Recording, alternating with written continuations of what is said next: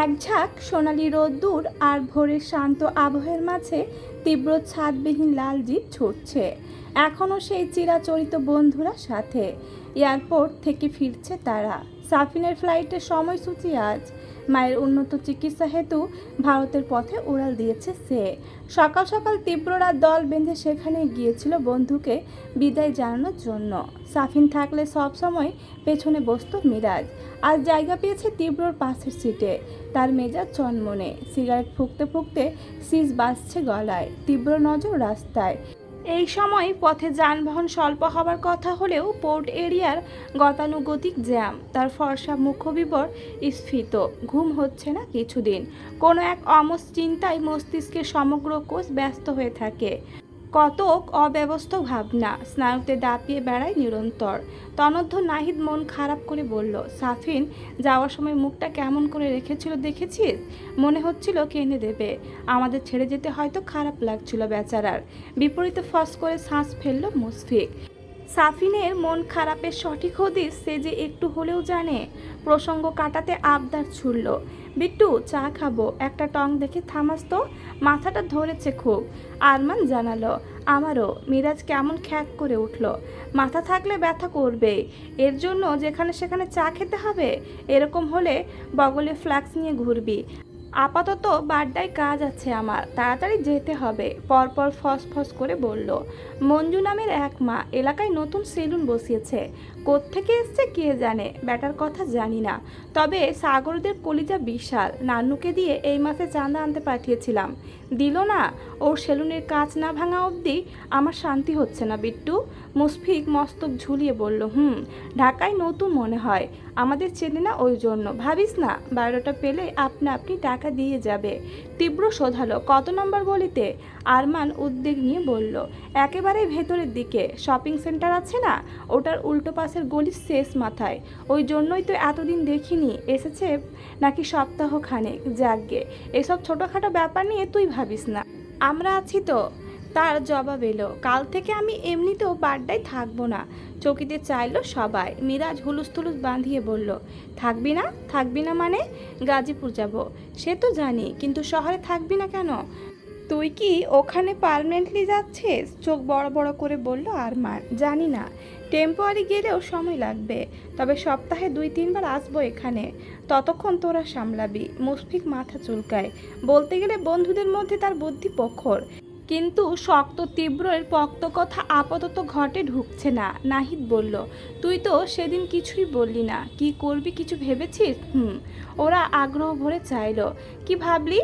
তীব্র খুব গুছিয়ে বলল, নাহিদের কথা ঠিক, পুষ্পিতার কাছে আমি মাস্তান। মেয়ে যা ভীতু, আমাকে দেখলে ভেগে যাবে।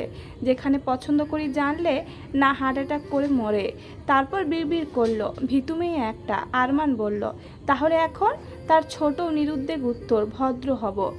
কথাটাই পুষ্পিতার নয়, মাইক্রোমিটার বেগে অ্যাটাক হলো ওদের। একজন মুখ থুবড়ে হোঁচট খেলো যেন।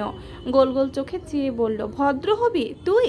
তীব্রর অস্বস্তি দেখা যায় না, উল্টে বন্ধুদের প্রতিক্রিয়ার মজা পেয়েছে।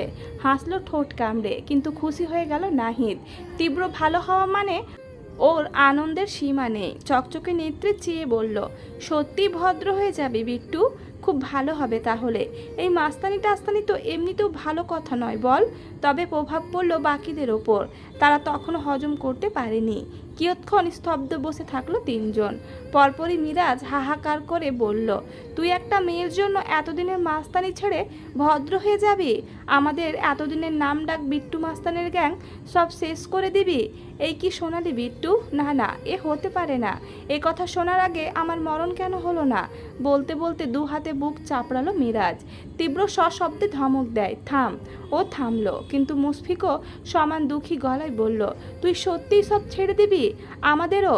তীব্র জিপের হুইল ঘোরাতে ঘোরাতে ঘাড় বাঁকায়, কপাল কুঁচকে বলে, ছেড়ে দেব কখন বলেছি? মুশফিকের কথাই সতর্কতা। এই যে বললি ভদ্র হবি, ভদ্র হব বলেছি। সত্যিই হব নাকি? আরমান বুঝতে না পেরে বলল, মানে? চতুরের ন্যায় হাসলো তীব্র। চোখের চাউনিতে স্বচ্ছ চালাকি লেপটে জানালো, মিথ্যা ভদ্র। চারজন মুখ চাওয়াচাওয়ি করে। মুশফিক চোখ পিটপিট করে বলল, মিথ্যা? সেটা কিভাবে? তীব্র তপ্ত স্পষ্ট স্বর। বিট্টু মাস্তান থেকে তীব্র রেজা তালুকদার হব যেভাবে, ঠিক সেভাবেই। তারপর ওদের দিক চেয়ে বলল, তোরা জানবি আমি খারাপ, আমি জানবো আমি খারাপ, গোটা ঢাকা শহর জানবে বিট্টু খারাপ, শুধুমাত্র পুষ্পিতা জানবে তীব্র Reza Talukdar is one of the best gentleman in the world. সবাই শূন্য দৃষ্টিতে চেয়ে রইল কিয়ৎক্ষণ। পুরো কথাটা মাথার ওপর দিয়ে গেল। নাহিদ কৌতূহলে গলা ভিজিয়ে শোধালো, তা কি করে সম্ভব? তীব্র চোখ ছোট করলো। কেন? কাল তুই বললি না আমি মাস্তান জানলে ও উল্টো পথে পালাবে, সেই জন্যই এমন বুদ্ধি করেছি। মেয়ে পালাবে না, দিনে 3 বার সালাম ঠুকবে আমায়। আরমান বোকা বোকা কণ্ঠে বলল, সে তো তোকে সবাই এমনিতেই সালাম দেয়, মেয়েটার সালামে এমন কি এসে যাবে? তীব্র বিধিষ্ট হয়ে বলল, গর্ধব, যা বুঝিস না তা নিয়ে কথা বলিস কেন? সে ঠোঁট উল্টায়, আমার কি দোষ? তুই আজকাল এত পেঁচিয়ে কথা বলছিস, কিভাবে বুঝবো? তুই তো এমন ছিলি না রে ভাই, একটু সোজা করে বল না। তীব্র কটমটে কণ্ঠে বলল, আমি যে কতগুলো আহাম্মক পুষছি তোরা তার প্রমাণ। একটু থেমে, অ্যানিওয়ে খুব শীঘ্রই আমি পুষ্পিতার নতুন ভার্সিটিতে জয়েন করছি লেকচারার হয়ে। এই কথা যেন কোনো কথা ছিল না, ছিল বিকট শব্দে বাজ আছড়ে পড়ার আওয়াজ।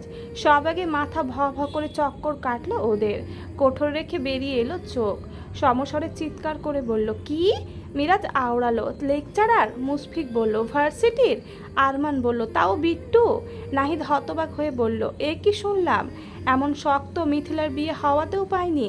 মিনিট কয়েক কেউ নড়ল চলল না, তবে সবার চোখের সামনে অতীতের কিছু কথা ছবির মতন ভেসে ভেসে উঠল।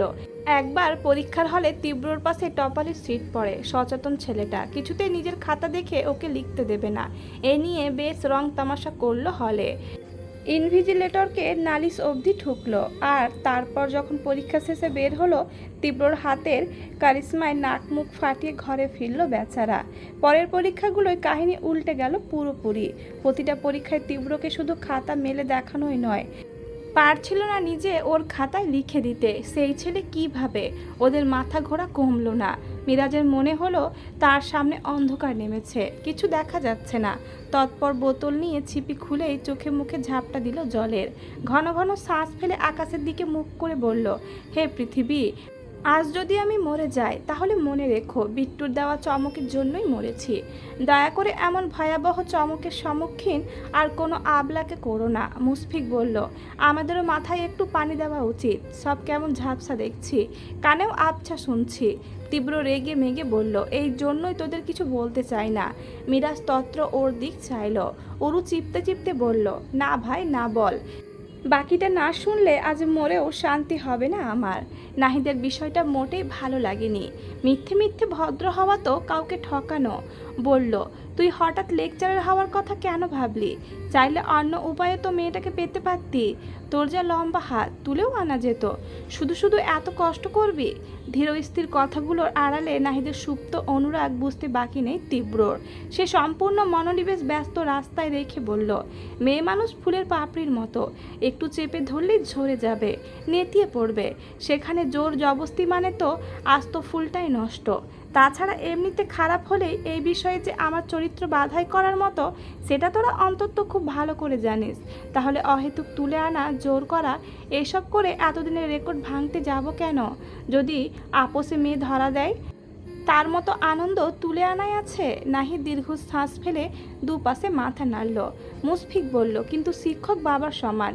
মেয়ে যদি এই নিয়ম মেনে তোকে আব্বার নজরে দেখে, তাহলে তো আমও যাবে, ছোকলাও যাবে, থাকবে শুধু আঁঠি। তীব্র বলল, সেই সুযোগ ওকে দিলে তো? বখাটে হওয়া যেমন অসম্মানজনক, তেমন সবচেয়ে সম্মানজনক প্রফেশন হচ্ছে শিক্ষকতা।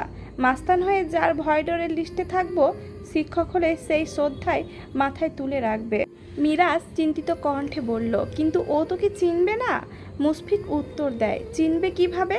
আমরা তো ওর সামনে মুখ ঢেকেছিলাম, আর সেবারও বিট্টু মুখ ঢেকেই গেছিল, তবে গলার স্বর চিনতে পারে। তীব্র সূক্ষ্ম হেসে বলল, দেখাই যাক না কি হয়।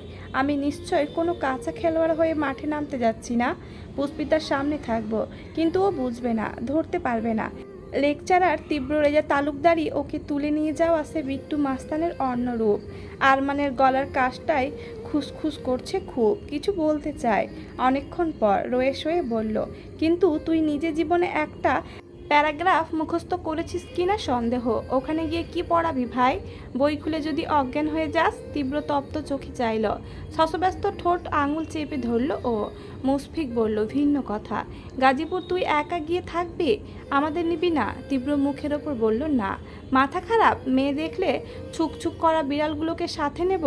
ও ঠোঁট উল্টে বলল, আমরাও না হয় ভদ্র সাজলাম। তীব্রর কড়া কণ্ঠ, একদম না। এই ব্যাপারে তোদের একটাকেও বিশ্বাস করি না আমি। তাই তোরা ওখানে আমার সঙ্গে দেখা করা তো দূর, আমার বাসার আশেপাশেও যাবি না। দরকার পড়লে আমি আসবো এখানে। এছাড়া যা কথা হবে ফোনে। মনে থাকবে? ওর চেহারায় গম্ভীরতার চিহ্ন। চাউনিতে জল জ্বলে উষ্ণতা। বাধ্যের ন্যায় মাথা দোলালো চারজন। নাহিদকেও মাথা কাত করতে দেখে তীব্র বলল, তোর মাথা কাত করতে হবে না, তুই আমার সাথেই যাবি। বিস্মিত নাহিদ খুশিতে খল বলিয়ে বলল, সত্যি?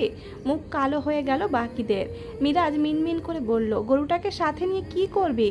তীব্রর কাটকাট জবাব, ঘাস খাওয়াবো। তোদের কোনো সমস্যা? ওরা আবার দুপাশে মাথা নাড়ে। এদিকে স্বস্তির শ্বাস ফেলল নাহিদ। গুলশানে মিথিলাকে নিয়ে প্রতিটি মোড় ঘুরেছে সে। প্রতিটা কোণায় ওর স্মৃতি, যা বড্ড পোড়ায় এখন। বুকের বেদনা বাড়ায় সহস্র গুণ। এই যে ও সবার সামনে হেসে বেড়ায়, প্রফুল্ল স্বরে কথা বলে, নিয়মিত আড্ডায় আসে। বন্ধুদের এসবের কারণ একটু ব্যস্ত থাকার চেষ্টা। ব্যস্ত থাকলে তবেই না সব ভুলে থাকা যাবে। মিথিলার প্রসঙ্গ আসলে তার বন্ধুমহল বিরক্ত হয়, ধমকায়। কিন্তু ওর ভেতরের ভালোবাসাটুকু কেউ বোঝে না। ভালোবেসে যে হারিয়েছে সে জানে এর জ্বালা। মেয়েটা যেমনই হোক, ওর প্রতি ভালোবাসা তো মরেনি, হয়তো মরবেও না। যাক, শহর ছেড়ে গেলে অন্তত একটু ভালো থাকা যাবে। দেখা গেল ওখানেই মিলল নতুন করে বাঁচার কোনো শক্ত ভিত। রাস্তায় জ্যাম পড়েছে। তীব্র জিভ থামালো। চোখ দুটো সিগন্যালের চকচকে আলোতে রইলেও মস্তিষ্কে চলন অন্য কিছু। চিন্তায় ভাবনায় চাউনিতে টলমলে কোনো এক প্রতিচ্ছবি তার। সেখানে একটু পরপর হানা দেয় কারো ভীত শস্ত্র মুখ। প্রথম রাতে ওকে দেখে কুকুরে বসা পুষ্পিতা, পরের বার ত্রাসে দৌড়ে যাওয়া পুষ্পিতা। তীব্র স্বীয় মনে হাসল, বিড়বিড় করল, দেখা হচ্ছে ভীতু মেয়ে। বিট্টুর থেকে পালালেও তীব্রর থেকে রেহাই পাওয়ার কথা ভুলে যাও। মুশফিক ওর দিক চোখ রেখে আস্তে আস্তে মিরাজের কানের কাছে এলো, ফিসফিস করে বলল, বিট্টুর হাবভাব সুবিধার না, ওর চোখ দুটো দেখ, কিছু আছে। এই বেটা ওই মেয়ের প্রেমে পড়েছে, আমি শিওর। শুধু ভাব কমে যাবে বলে স্বীকার করছে না। মিরাজও পাল্টা ফিসফিস করলো, আমারও ভাই মনে হয়, না হলে শুধু পছন্দ বলে এত কিছু করবে কেন জানি না, কিছু বুঝতে পারছি না। বিট্টুকে বোঝার চাইতে হিরো আলমের ইংরেজি বোঝা সহজ। মুশফিক চোখ মুখ কুচকে মাথায় চড় মারল ওর। শালা তুই যেমন, তোর যুক্তিও তেমন। 1 মাস পর সকাল 7টা বাজে। আজ দীর্ঘদিন পর তালুকদার নিবাসে পা রেখেছেন আবুল হাসান, কিন্তু এখানে আসতে ইচ্ছে করে না তার। তীব্র বাসায় থাকলে তো একেবারেই না, বরং গা রি রি করে ওকে দেখলে। আছাড় মেরে মারতে ইচ্ছে হয়। চূড়ান্ত বেয়াদব একটা ছেলে, গুরুজন মানে না, যা নয় তাই শোনায়। তুই তকারি করে অপমান করে। একবার তো গায়ে হাতও তুলে দিল, ইচ্ছে করে ওটাকে ঘণ্টাখানেক চাপকে সোজা বানিয়ে ফেলতে। কিন্তু অপারক আবুল। তীব্রর গায়ে অসুরের মতন শক্তিটা সেদিনকার থাপ্পড়ে হাড়ে হাড়ে টের পেয়েছেন তিনি। সাথে মন্ত্রীর ছেলে, কিছু করার উপায় কই। আবার চাকরি বাঁচাতে এসব রাগঢাকের নিকটও সমান পরাজিত আবুল। শত আপত্তি দিতেও জামশেদের তলবে হাজিরা দিতেই হবে, মোটা মাইনে বলে কথা। এই যে আজকেও হলো। তবে বাড়ির চৌখাট পেরোতে গিয়ে দাঁত কিড়মিড়িয়ে আবেদন করলেন, অসভ্য ছেলেটা যেন বাড়িতে না থাকে। আধ ঘন্টার মতো হলো আবুল বসার ঘরে আছেন। এর মধ্যে তীব্রকে দেখা যায়নি। এবার নিশ্চিন্ত হলেন ভদ্রলোক। যাক, তার অনুরোধ ফলেছে।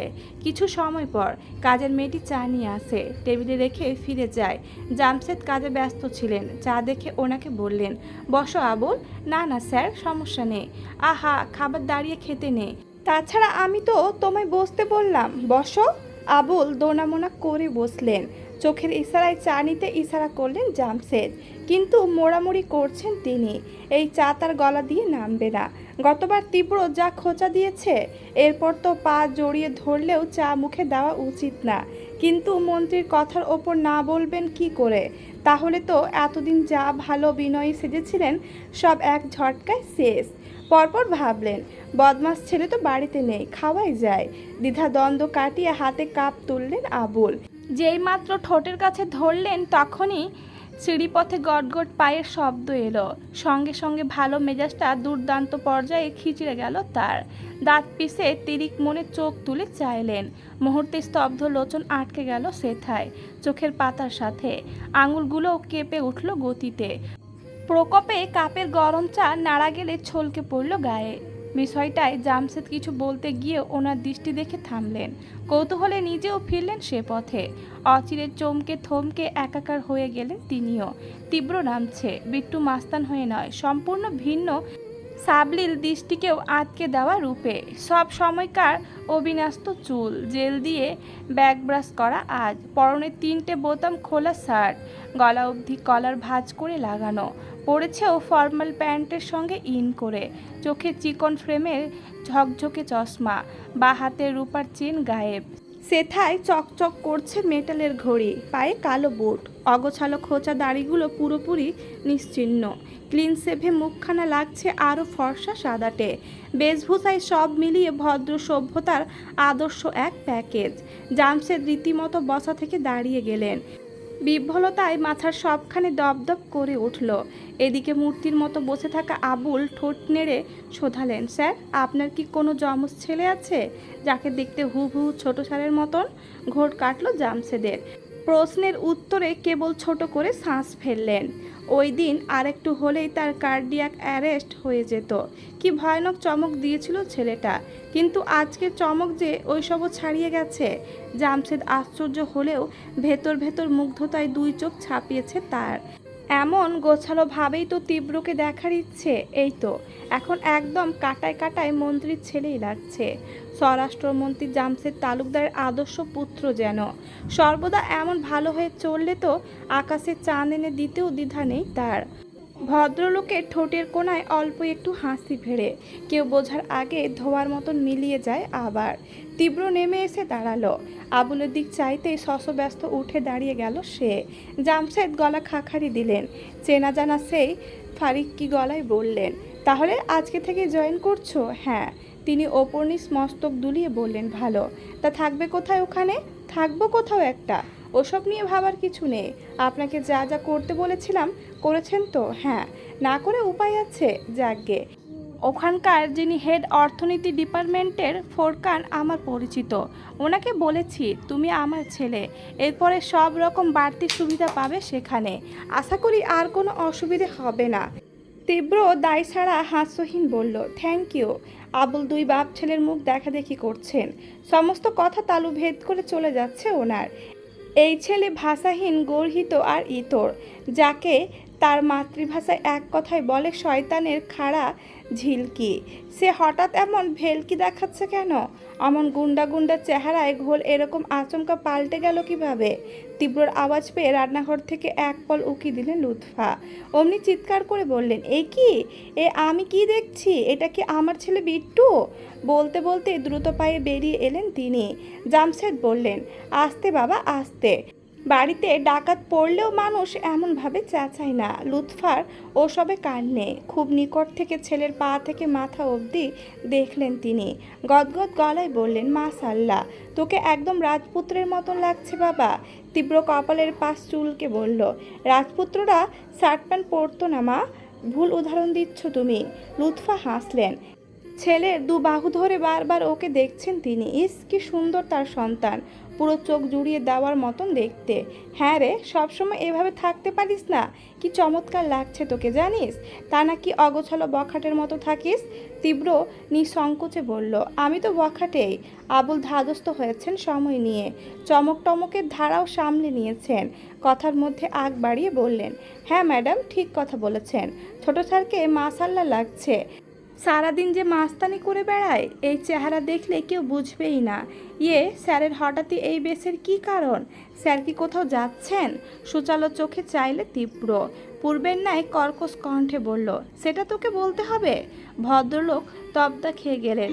তীব্রর এই মার্জিত বসন ভূষণ দেখে বোকা মনে ভেবে নিয়েছিলেন ব্যবহারটাও এখন নরম সরম হবে, কিন্তু এ তো যেই লাও সেই কদু। আবুল মনে মনে আরেকবার গালাগালি করে উড়িয়ে দিলেন ওকে। তখনই তীব্র ভুরু উঁচিয়ে বলল, কি ভেবেছিস? ফর্মাল জামা কাপড় পরেছি বলে ফর্মাল হয়ে গেছি? আমি শুধু কাপড় পাল্টিয়েছি, ক্যারেক্টার পাল্টায়নি। হাতটা আগের মতোই টনটনে। 19-20 দেখলেই যে কারো গালে পড়তে 1 সেকেন্ড লাগবে না।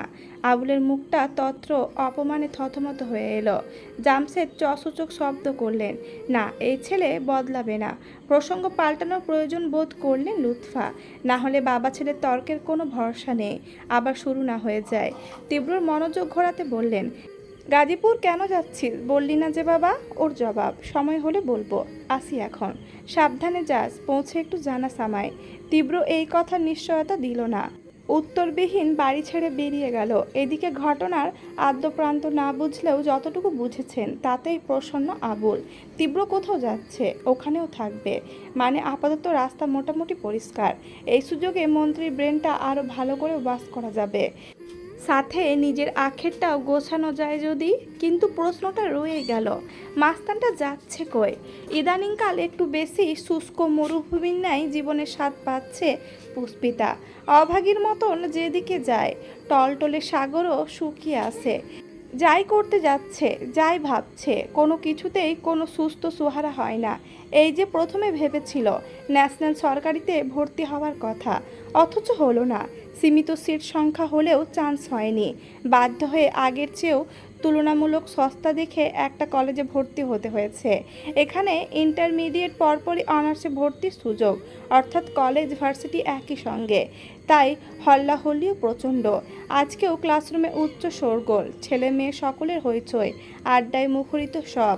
এদিকে মাথা ধরে যাচ্ছে পুষ্পিতার। খারাপ মন আরও তেতিয়ে আসছে।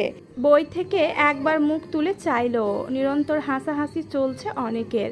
এক একটি বন্ধু মহলের সেই কি গল্প। পুষ্পিতার মুখে আধার নামলো নোহাকে মনে করে। আজ প্রায় 20 দিন হচ্ছে। দুইজনের শিক্ষা প্রতিষ্ঠান আলাদা। নোহা ভার্সিটিতে আর সে এই নর্মাল কলেজে। ক্লাসে বেঞ্চে প্রতিটি জায়গায় ওকে মনে পড়ে। কত কষ্ট করে ধরে বেঁধে যে মনটাকে এখানে টিকিয়ে রাখছে ও। এই 20 দিনে একটা মাত্র ভালো ঘটনা ঘটেছে ওর জীবনে। আয়সা খাতুন কথা মতো একটা টিউশনি খুঁজে দিয়েছেন। মেয়েটা 4র্থ শ্রেণীতে পড়ে। মাসে কেবল 2500 টাকা বেতন। এই দিয়ে যাতায়াত আর বাদবাকি হাত খরচাটুকু আরামসে চলে যাবে। কিন্তু পুষ্পিতা মরিয়া অন্য চিন্তায়। প্রতি 6 মাসের মাথায় যে কতগুলো টাকা জমা করতে হবে সেসব কোথায় পাবে ও। আরও তো কিছু টিউশনি দরকার এখন। দীর্ঘশ্বাস ফেলল পুষ্পিতা। একবার শূন্য গলায় হাত বোলালো। জন্ম থেকে গলায় যে চেনটা মায়ের বলে জেনে এসেছে, আজ পরিস্থিতির কারণে সেটাও বেচে দিতে হলো। যদিও সেই মহিলাকে অনেকভাবে অনুরোধ করেছে ও, কিছুতেই যেন চেনটাকে অন্য কোথাও বেচে না দেন। যখন হাতে টাকা আসবে ঠিক ছাড়িয়ে আনবে গিয়ে। কিন্তু কবে আসবে ওই দিন? আর উনিই বা ওর অনুনয় রাখবেন তো?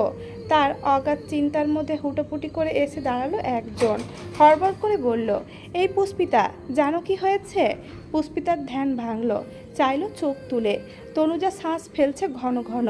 মেয়েটা দেখতে কিউট, সাইজেও ছোটোখাটো, একেবারে কোমর অবধি লম্বা চুলগুলো সব সময় 5 ক্লিপে কয়েদ করে রাখে।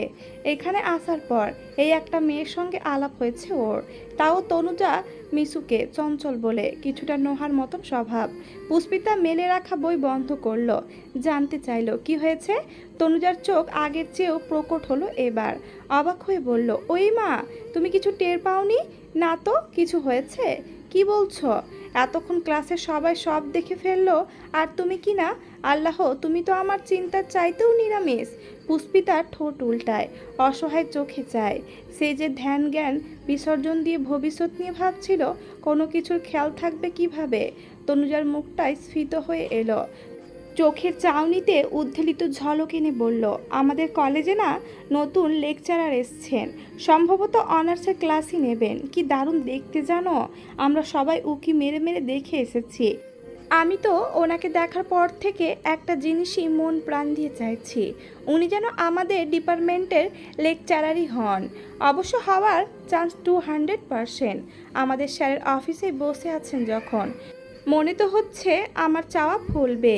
তনুজা যত উত্তেজিত হয়ে খবরটা জানালো, পুষ্পিতা ততটাই বিরস গলায় বলল, ও। নিমিষে সব স্ফূর্তি মাটি হলো মেয়েটার। ভ্যাবাচাকা খেয়ে বুড়ো কুচকে বলল, ও, আর কিছু বলবে না? আর কি বলবো, স্যারকে দেখবে না? পুষ্পিতার নিষ্প্রভ মৃদুস্বর, ক্লাস নিলে তো দেখতেই পারবো। তনুজা বিরক্ত গলায় বলল, উফ, তুমি এমন কেন? সারাক্ষণ ক্লাসে বইতে মুখ গুজে থাকো। এর বাইরে একটা রঙিন দুনিয়া আছে পুষ্পিতা, সেটাও তো দেখতে হবে নাকি? পুষ্পিতা আলগোছে হাসলো, কণ্ঠ উদাস। সবার দুনিয়া তোমার মতো রঙিন হয় না তনুজা, কারো দুনিয়ার পুরোটা শুধু কালো সাদা থাকে। এত শক্ত শক্ত কথা বলে লাভ নেই, আমি বুঝবই না। এর থেকে এসো, আমার সাথে এসো, আমি তোমাকে নিয়ে যাচ্ছি। এখন গিয়ে কি করব? আহা, এত কথা না বলে এসো তো। তনুজা হাত টেনে টুনে নিয়ে চলল ওর। পুষ্পিতা অনিচ্ছায় পা বাড়ালো। কারো মুখের ওপর না বলা কোমল মনের সাধ্য নেই। সাদা দেওয়ালে লাগানো নেমপ্লেটে বড় করে লেখা, ফোরকান আহমেদ, অর্থনীতি ডিপার্টমেন্টের হেড তিনি। শোধিত কক্ষের ভেতরে আরও কয়েকজন পুরুষ বসে, কলেজ প্রিন্সিপালও রয়েছেন। তনুজা পুষ্পিতাকে নিয়ে দেওয়ালের এক কোণা ঘেঁষে দাঁড়ালো, মাথাটা হালকা খরগোশের মতো নামিয়ে উঁকি দিল ভেতরে। কলেজের মেয়েগুলো বেশি ঘুরঘুর করছে এখানে, যাতায়াতের ছুতোয় বারবার আসা যাওয়া ওদের।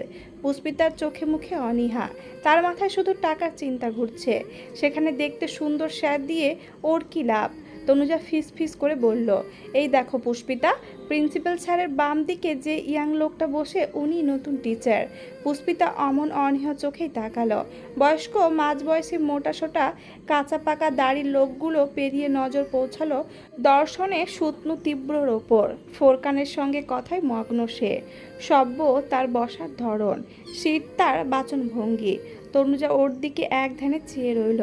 প্রশংসায় ঝুড়ি খুলে বলল, আমি এন্টারে এখানেই পড়েছি, এরকম হ্যান্ডসাম টিচার এই কলেজে জীবনে দেখিনি। সব এক একটা দাদার বয়সী। আর ওনাকে দেখো পুষ্পিতা, কি দেখতে!